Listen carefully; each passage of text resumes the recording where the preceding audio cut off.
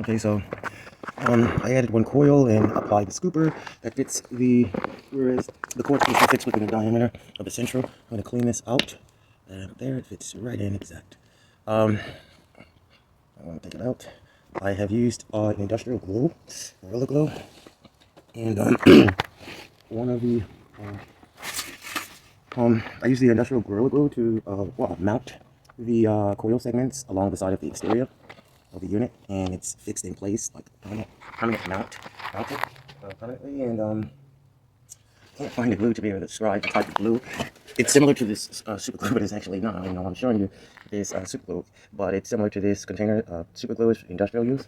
I'm trying to find where I threw it out. Anyway, back to the segment. Right now, I decided to stop and to show you what I'm doing and how I did the steps to each one. Now remember, under this silicone, this is a rubber, and I coated the rubber with silicon carbide and bismuth.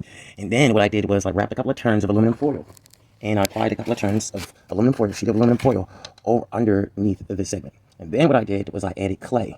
The clay that I added thereafter, I coated the clay with a resin, a flexible resin, and then I applied this coil and this central. And in the central, I pressed it down within the clay and put a foil underneath and glued it with an industrial transparent Gorilla Glue and high strength, maximum strength. And then what I did was I spun 2 coils alongside here. I had them spun already, so I added them, bent, and deformated their shape into this segment alongside. So I have 2. This is a commutator, and this communicates with the central. This right here is an aluminum, so it's not magnetic. It does not stick to metal. And the following is the add copper. So here, I'm gonna put it right here. See, it does not stick. This is a magnet. It does not stick. So now the copper is the add within the segment. So these two will repulse one another. Which is going to be actually inside of the copper. Now, being that these have many multi-resistance, I'm also doing the back. And the back, I've already did this silicon carbide surface of the rubber, and then I added the bismuth too for the pelletary effect, thermoelectric effect, and thermoelectric effect. Now I'm going to